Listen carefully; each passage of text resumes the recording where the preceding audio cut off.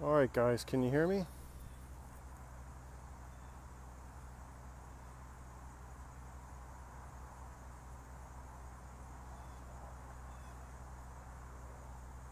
Can anybody hear me? Can you guys tell me if you can hear me?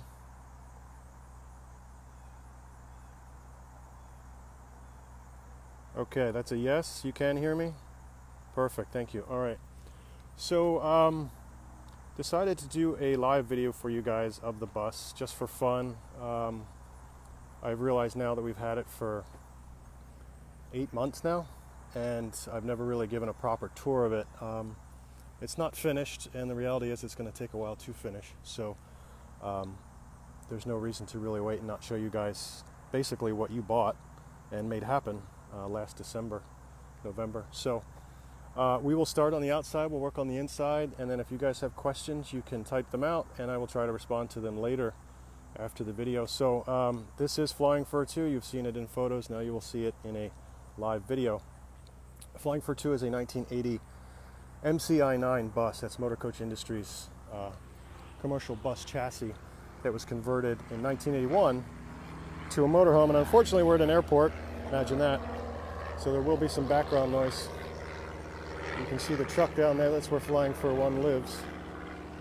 Flying Fur 2 lives over here, back lot. So it's a 1980 MCI-9 Motor Coach Industries bus that was converted into a motorhome in 1981 by a company called Executive Coach. I don't believe they're in business anymore out in Illinois, but they did some fantastic work back in the day. So we'll start kind of down the side here. As you can see, it's pretty much a commercial bus chassis. The cool thing about it is the way the compartments are reutilized down the side. So in the front, we literally have 2 slide-out trays here. And this is really handy for storage, extra items, ladders, things like that. Extra air compressor there if I have a problem with the air compressor on the bus. We have power outlets, things like that. These trays slide out so you can have heavy items on them. The generator, you can probably hear it running right here. This is the generator compartment. It's going to get loud in a second.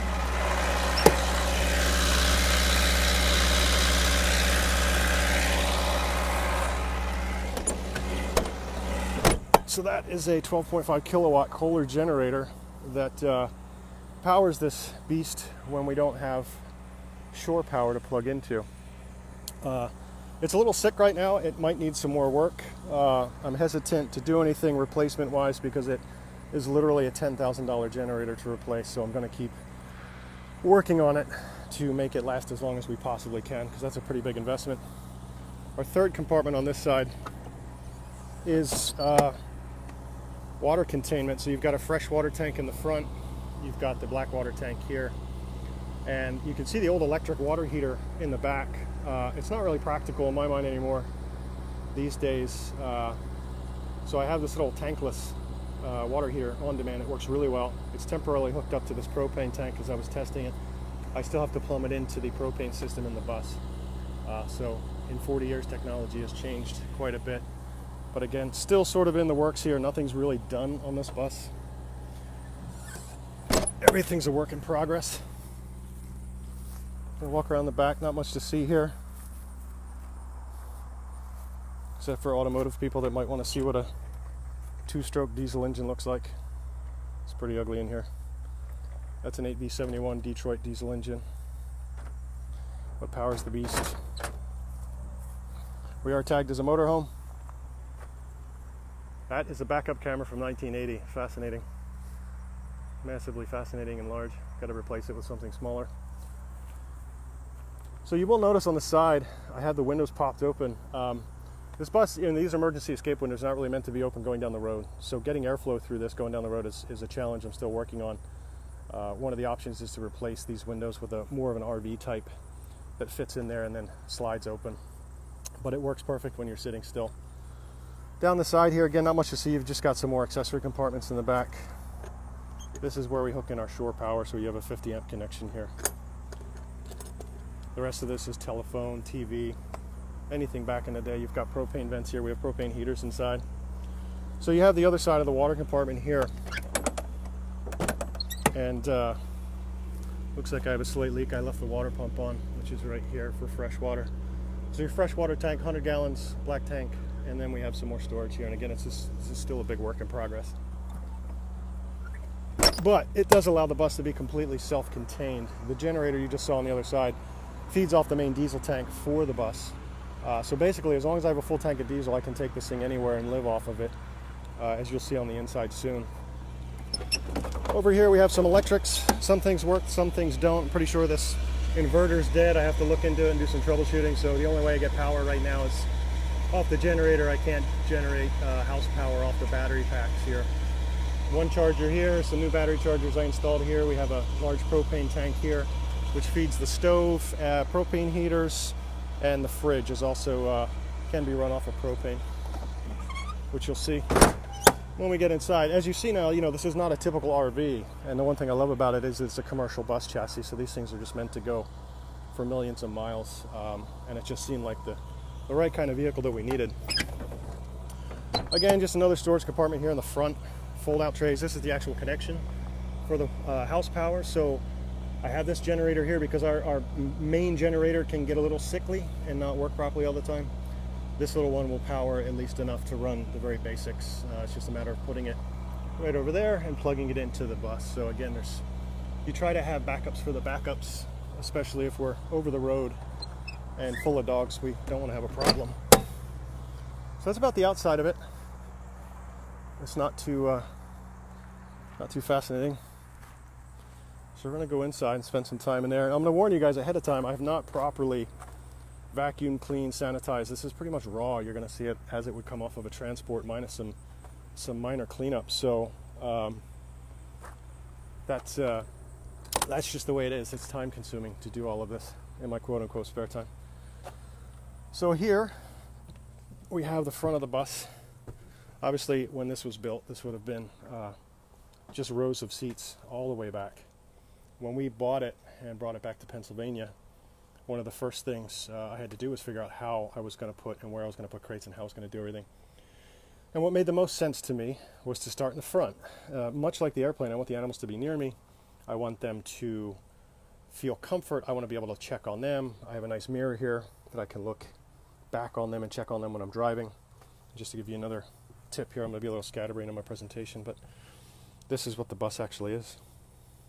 I bought this on eBay because I didn't have one, and it's kind of cool to actually have the operator's manual. Just pretty much a bus over here from the driver's part. This is where all your customization. This is the 40-year-old backup camera TV. It's pretty hilarious. And then, of course, some of the instrumentation that was put into monitor battery packs. I don't know why it has an altimeter and all this. I guess it was for fun.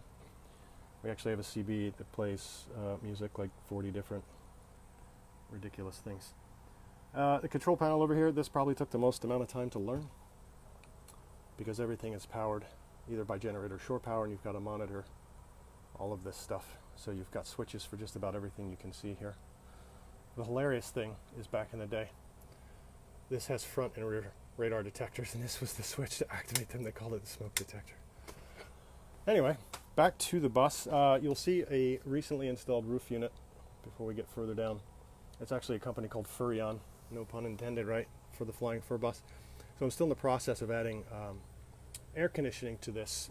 Some of the equipment that was on the bus was just so old and so antiquated that it wasn't worth trying to spend the time or effort to really salvage it. So the problem is, in a vehicle of this size, when you're going down the road, you need a lot of BTUs for cooling and heating. And what we learned on our last rescue was that we just can't use this right now in the middle of summer because the bus by default generates, you know, the AC system on the bus, which is not working right now, the house AC, if you will, is like 90,000 BTU. That's like 5 or 6 of these put together. So there's no way to basically overcool or adequately cool, in my opinion, the bus going down the road this summer. So that's a project for next summer so that we can truly use this year round. But getting back to the construction and reconstruction here, you can see what I did. We had the previous configuration of the bus had a fold-out sofa here for sleeping, and there was 2 chairs on wheels here and a table, and of course all that's gone now. I ripped all that out, put in this low-cost hardwood floor, and got these crates off of Amazon. So I have about $2,700 in these crates. I still have one more set in the hangar, and the reason we don't have a third tier here yet, you can see there's still labels here from our last transport, because we had about 4 different rescues show up, so we had to keep everybody separated. The reason we don't have a fourth or third layer here is because obviously you can see they won't fit without serious modification. I don't want to rip the entire front of the bus apart, so I need to bust out my grinder and my welder and take another set of these and custom cut them and shrink them down a little bit to fit in this section. As it stands right now with these middle dividers that you can see here, these crates are really great, but these dividers come out so you can put a very large animal, 100-pound in, and then we have trays in the bottom that slide out for cleaning as well and sanitation. Right now you can see we've got 1, 2, 3, 4, 5, 6, 7, 8, so you have 16 fairly large full-size crates, and then of course temporarily right now we strap large plastic over the road airline crates to the top when we need to. Our last transport, if you were following, at that time had 40 animals. We started out, we were going to do 20, and by the time we agreed to get down there and do it, it was 40. And I was glad that we could transport 40 animals, but the reality is, guys, if we break down, and the thought's always in the back of my mind, I mean, it's a bus, right? It's pretty heavy duty, but it's a 40-year-old bus, and if I ever break down somewhere, I need to be able to relocate those animals into a van and continue the mission. And with 40, there's not too many vans I'm going to rent from U-Haul, you know, or Enterprise or somebody that I can put 40 animals in. So there's always this tough dichotomy around maximizing what the bus can do and being realistic if you have a problem. Once I get this third tier, you know, that's going to kind of max it out. The intent was that we would start in the front of the bus, and as we needed to, I could start to rip things out of the kitchen and just kind of shrink everything backwards, because you don't need all of this. You don't need all of it. You can shrink it back and we can house more animals. But the reality is, if you break down and you have a major problem with the bus, you've got to deal with that many animals on board, and that's my biggest concern. So there's always it's a multifaceted approach to doing this. But we'll kind of continue our tour here so you can see what a custom motorhome would have looked like in 1980. Down to, I have the book. They literally designed this, the owners, stained glass. This is probably one of the coolest features. It's a modern made toaster that actually works. So it's pretty wild. It's a pretty intense slide out toaster. I don't think you're going to see that very often. So you've got a full kitchen here, as you can see. We've got a kitchen area here that folds down. This table pops out. Actually, our last transport, this tabletop was out, and these fold flat. And we had about 4 or 5 crates here. I think we had a bunch of cats scattered right through here. So you've got the full kitchen here. Obviously, from a rescue perspective, we don't need all of this. And if we ever wanted to grow, we could easily already have plans to shrink all of this backwards, because you don't need all of this, right? I mean, it's nice, but I don't need it. This is a nice feature. We have a gas stove. So from a cooking perspective, you actually have an oven, literally baked a potato in this thing already. It's pretty cool. A microwave from 1980 that actually still works. It's pretty wild. A full fridge and freezer. And this runs off of AC, DC, or gas. So you have multiple. Obviously the DC doesn't work so great when it's trying to run off the battery packs. It's almost kind of useless. Over here there was an ice maker. I guess back in the day you wanted something like that. That actually still works. A few broken drawers here. Cabinets, glasses, keep things in here. The main use of these right now is pee pads, because every transport, each one of these crates, which you see right now, which is not cleaned up from the last transport, you see there's a dog treat there, non-eaten dog treat, and you see a lot of fur. Each one of these crates gets cleaned out, sanitized. Obviously anybody in rescue, you know this is very critical, so we don't spread communicable diseases. Pee pads normally line every one of these crates, and that's just to help keep things clean and neat. Someone's asking if we have volunteers who help with cleaning on the bus. I don't, and hopefully that's something I can organize soon enough for people that are fairly local to us to help do, because it is time consuming. There's vacuuming, there's cleaning, there's reconfiguring the bus, there's sanitizing it. I take it down the road, I have to refuel it. It's a lot, you know, it's a lot of work. I do it. It's just a time thing. This is a closet. Nothing fancy here. The cool thing too about this bus, you see the vacuum hose there. It has a built-in vacuum system, sort of like some houses did back in the day. And you can see right there, there's the outlet, one of the outlets for it. So you literally just turn the vacuum cleaner on, plug the hose in, it kicks on automatically. So it's kind of cool that they designed all this stuff into the bus back in 1980. So the kitchen, this here, there's one of these in the front that was removed and one in the back. These are propane heaters, so if we do not have if we do not have electric power or generator power, I can heat this bus fairly quickly off of these small RV propane heaters. They work really well. I've come out here already in the dead of winter to work on this thing. And there's one right here under this table, and you kick those on for maybe 10 minutes, and it'll warm this bus up really fast. Obviously, you're using propane. The bus has electric heat as well, and of course the coach heat works fine in the winter, so we have no problem transporting in the winter. Going back here, kind of cool, almost like you're in an airplane. You've got your slide out drawers here to keep a lot of, for us, it's cleaning supplies and sanitization. Bathroom, now I have a stand-up air conditioner in here that's kind of sitting temporarily that I used on our last trip to keep the bus cool while we were moving down the road with the generator, but definitely period bathroom for the bus. But hey, it works. So we're fully self-contained. As you can see, we have the kitchen, we have the fridge, we have the range, shower right here. Oh man, that's a bummer. Oh, it smells good in here though. All right, so I guess we're gonna have to clean that up. So full shower, it works very well. And then this is the back of the bus. Now, a lot of motorhomes you will see in the back are big beds and all this crap that you don't need. And I liked how this one was configured, other than it has way too many mirrors. Don't know what's going on with that. But I like this way this is configured. These windows open up, and you've got screens you can see, so you can get airflow, period TV. This has storage underneath it, and this is literally where my bed is when we go down the road. This guy folds out like this. And I have some bedding back in here, and I just lay it out here with a pillow, and boom, you're good for the night.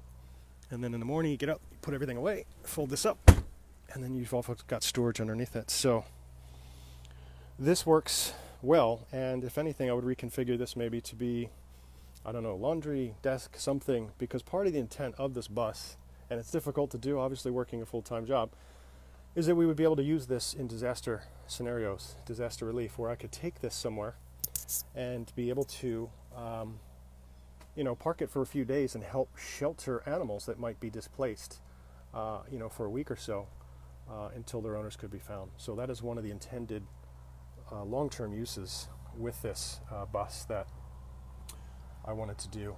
But again, when you work a full-time job, you can't always just take off at a moment's notice to do that stuff. So kind of tricky with that, but it's nice here too. You see these doors, they're intentionally built this way because this actually opens, and then you can actually take the shower door, close it, and then you separate the entire rear of the bus into a private area, which is kind of neat.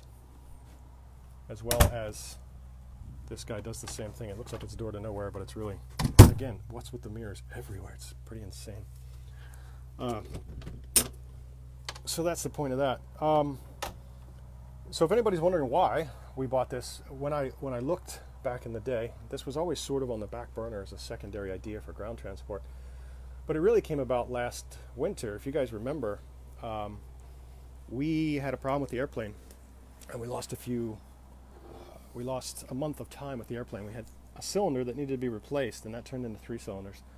So a 3-day repair ended up being a month-long problem, and I got so frustrated and irritated that we couldn't transport, because I had taken extra vacation time to do this, that I literally went on eBay, found this, and was standing in a restaurant getting takeout and just bought it out of Illinois. So I had spoken to the people that day about it and everything else. But what's really fascinating to me is we paid $16,000 for this bus. Now, if you have any experience with researching these buses, 16 grand might buy you one of these that's still a bus. 12 to 16 grand might buy you one that's still a bus that is still completely full of seats and everything else. This, as obviously you can see, was not only already converted, but it was very well built. The company, again, Executive Coach in Illinois, that would have built this originally. I mean, this was, pretty top of the line for its day.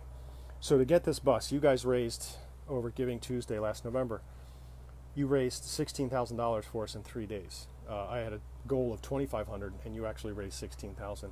So in December, when we bought this, it was really nice to show you pictures and say, you guys literally bought this bus, in 3 days of donation. So I love to be able to show you guys tangible results for efforts, and this is one of them. So again, being a bus, it takes some time. I try to work on this. Everything you see here, I did myself. We don't pay anybody to do anything that I can do. We're a nonprofit. I don't know where my next dollar's coming from except out of my pocket or maybe yours. So I don't pay people to do things that I can do myself. So it did take a little longer to do some of this and get these crates installed. And of course I still have to do this top layer, but at least in the interim we can strap airline style crates here, so we have that flexibility to do that. So that is sort of it. There was a TV here. It's just a big gaping hole I have to fill. And again, learning some of this was the most time consuming. But this thing works good, and it's been reliable, as you guys have known or have seen. We've used this, I think, maybe 4 or 5 times now since December. We have transported roughly maybe 150 animals in the time we've had it with this thing, so it has already proven its worth. It's surprisingly very comfortable to drive. It's air suspension, so also the way the seat is, it's motorized, so you can move it up, forward, back, sideways, not completely, but it has a lot of adjustments, keeps it very comfortable. So it's not as fatiguing, believe it or not. I find this to be more comfortable, you know, after 8 hours than maybe a car. But again, it's a 40-year-old bus, so we try to, much like the airplane, go through everything and keep it running right, so that we don't have a breakdown somewhere along the way. Because again, if we broke down loaded with animals, it would be a pretty big problem, and that's something I never really want to happen. So, but yeah, I think we did good, and some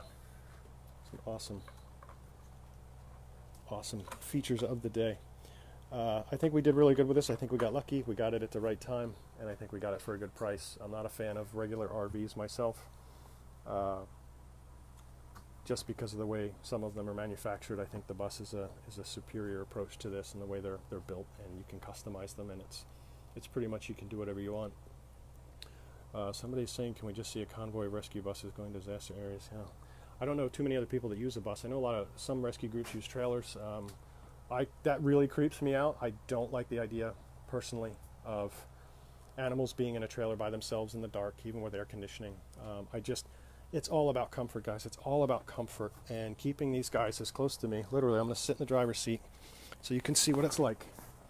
So I'm sitting in the driver's seat, and I have this mirror, and I can look at them as I'm going down the road. If anybody has a problem, I can see it, and it's easy. I can just turn around, and I know everybody's, you know, okay or doing well. If there's a problem, I can pull the bus over and take care of it. And right now, we've been really lucky with the transports we've done. We'll make rest stops as required, but the dogs will behave pretty much like they would at home in a crate if you had to leave for a while. I have not had any problems, any major problems that have occurred.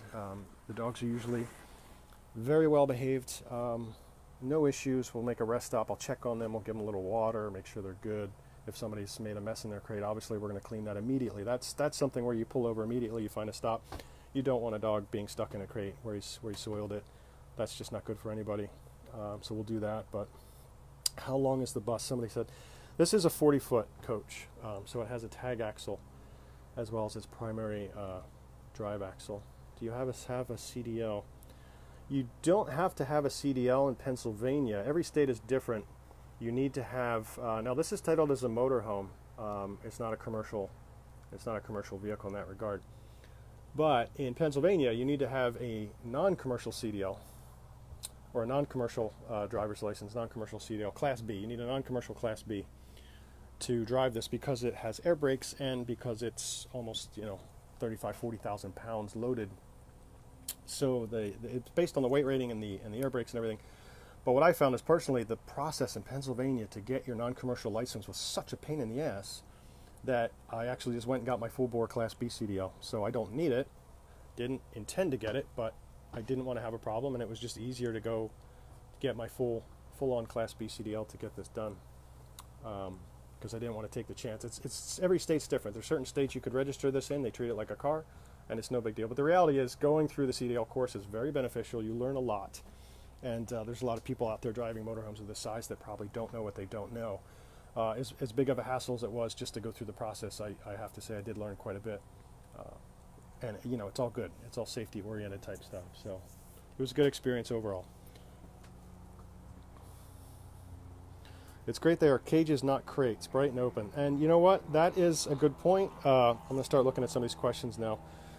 that is a good point, Suzanne, and that's exactly what I wanted. I wanted everything to be open and clear. And if you notice, the second row of these crates is just about window height. So the dogs that are up here, you know, these guys actually get to look out the window, and that's important to me. It's extremely important. Everything we do is based around the comfort of the animal to the extent that it can be. So it's very important to me that that it was comfortable as it could be. And if you guys remember one of the posts I did, one of the coolest experiences we've had with this bus was coming down through Virginia and a Greyhound bus pulling alongside me, and we were going downhill. And I couldn't figure out why this guy hadn't completely passed me. I'm like, what are you doing? And he was kind of just staying next to me for maybe 10 or 20 seconds. Then he starts to pull forward. I look at him. He's just driving. He's not paying attention. But everybody on the Greyhound bus was looking over at our bus on this side and seeing all the dogs in the windows. And for a few fleeting minutes, realizing that these people probably would rather be on my bus instead of theirs. And that's probably one of the coolest things that's ever happened in this thing since we bought it, is passing commercial passenger buses and they see the dogs on board and they'd rather be here. So that's pretty cool. But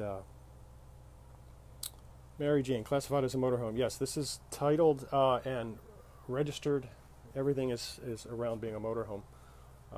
It's not an actual commercial bus. It's not titled like that. As for people going along, I don't really have people accompany me on a regular basis. A typical use with this bus is I'll take a half day off on a Friday afternoon. We'll arrange a transport on the weekend. I will drive down. I'll leave here. We're in Limerick, Pennsylvania. I will leave here around noon, and of course Google Maps always lies and says it'll take 6.5 hours to get to Rocky Mount, North Carolina, when in reality with traffic it's more like 8 or 9. So I'll roll into North Carolina usually around 9 o'clock, and by then I'm ready for my beer and cigar and dinner. So I'll park, get the bus set up for the night, and you know, relax. We usually start loading by 7 or 8 the next morning, so you don't get, you know, a really long night, but you get enough. And we'll sit, I'll chill out, do my thing, and then we'll start loading the next morning. And depending on traffic, it could take anywhere from 6.5 hours to maybe 8 hours to come back up to New Jersey, where we typically meet. For those familiar with some of my posts, Burlington County Animal Alliance of New Jersey, BCAA of New Jersey, takes probably the majority of all the animals we help bring up from the kill shelter. So we typically will meet them at a location, and then other rescues that are coming down from New York or other locations will sort of congregate in one location, and we'll offload the animals. A lot of times they'll have adoptions right there because the people have already filled out the paperwork. They know the photos, the temperament, everything about the animal, so that will happen pretty much on the spot. So it's pretty cool to pull in and have 50 or 7,500 people waiting for you, eagerly wanting to get their adoptable animal off of your vehicle. Elizabeth says use Waze. I can't really use Waze, Elizabeth, and I'll tell you why. This is a commercial vehicle that weighs 40,000 pounds. So I actually have a special Garmin GPS that you don't see here that clicks onto the windshield. That keeps me from going down roads where I could knock a bridge down or rip the roof of the bus off. It also keeps me from crossing a bridge that I'm legally not allowed to, and there's pretty stiff penalties for that. And we have propane on board, so I can't go through, you know, it's considered a hazardous material in certain areas. So the Baltimore tunnels, you can't go through those, you have to go around. So it's not always the easiest, but I do use that Garmin GPS just for navigation because it's a trucker GPS and it keeps me from going down roads that I shouldn't and over bridges that I shouldn't. And I also keep this for anybody that's an RV person. I've been told this is really good. This is sort of my backup. And this is not an advertisement for them, but it has really good reviews. It's laminated so you can spill stuff on it, but it tells you all of your important stuff. So it's a really good backup to have in case I don't have a GPS, to make sure I don't go where I'm not supposed to with this thing. Because I have accidentally gone down some roads and I had to turn around, and let me tell you, turning a 40-foot bus around, you know, it's not always the easiest thing with this thing. So just an FYI, you can tell Waze your commercial vehicle. Well, that's pretty cool. I'll check that out because I didn't know that. I will check that out for sure, because the Garmin GPS is not always right, or not always perfect, I should say.